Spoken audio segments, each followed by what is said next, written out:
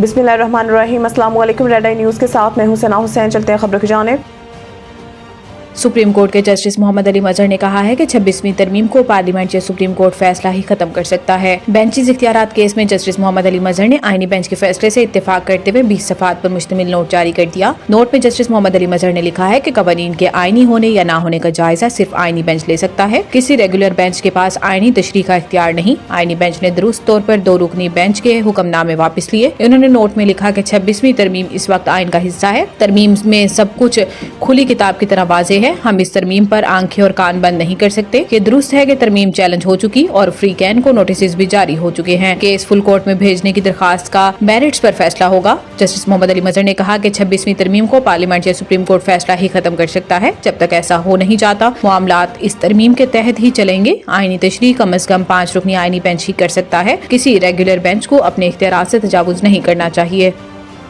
पाकिस्तान में anti corruption के इदारों की मजबूत बनाने और गवर्नेंस में इस्लाहात के लिए आलमी मालियाती फंड IMF का वफ्द पाकिस्तान पहुंच गया। जराये का कहना है कि IMF का वफ्द 14 फरवरी को पाकिस्तान में कयाम करेगा। जराये के मुताबिक एंटी करप्शन और एंटी मनी लॉन्ड्रिंग इक़दामात $7 अरब के बेल आउट पैकेज का हिस्सा है। वफ्द नैब अदलिया समेत मुख्तलिफ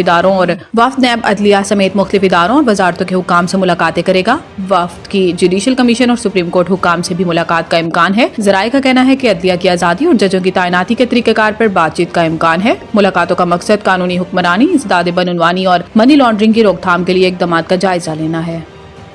नायब वज़ीर आज़म इसाक डार से ईरान के वज़ीर ख़ारजा सईद अब्बास इराक़ची ने टेलीफोन राब्ता किया, जिसमें फ्री कैन ने गज़ा में फ़लस्तीनियों की मुसलसल हालत ज़ार पर तबादला ख्याल किया। तर्जुमान दफ्तर ख़ारजा शफ़क़त अली खान के मुताबिक दोनों वज़रा ने मशरिक़ वस्ता की सूरत हाल पर ख़ुसूसी तवज्जो मरकूज़ भी की। गज़ा के लोगों को बेघर करने की तजवीज़ पर तबसरा करते हुए नायब वज़ीर आज़म ने इस इंतहाई परेशान कुन गैर मुनसिफाना करार दिया। तर्जुमान के मुताबिक इन्होंने जोर दिया है कि फ़लस्तीनी सरजमीन फ़लस्तीनी अवाम की है। अक़वाम मुत्तहिदा सलामती कौंसिल करारदादों के मुताबिक 2 रियासती हल ही वाहिद काबिल अमल और मुनसिफाना ऑप्शन है। नायब वज़ीर आज़म ने मजीद कहा कि पाकिस्तान 1967 से पहले की सरहदों पर मबनी एक खुद मुख्तार और मुत्तसिल फ़लस्तीनी रियासत के क़याम की हिमायत जारी रखेगा। एक ऐसी फ़लस्तीनी रियासत जिसका दारुल हुकूमत अल-क़ुद्स शरीफ है।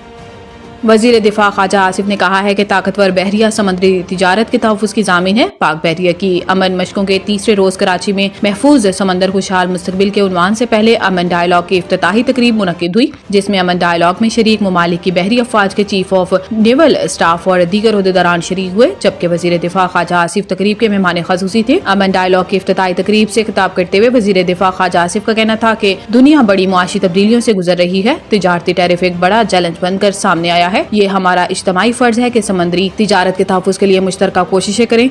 इन्होंने कहा कि आलमी मुआशी निज़ाम मैरी टाइम पर इन्हिसार करता है। बहर हिंद आलमी तेल और गैस के 50% ज़खायर रखता है। बहरी तिजारत का मईशत में बुनियादी किरदार है। बहरी शोबे में दरपेश गैर रिवायती चैलेंजेस से निमटने के लिए इज्तमाई इक़दामात नागज़ीर हैं।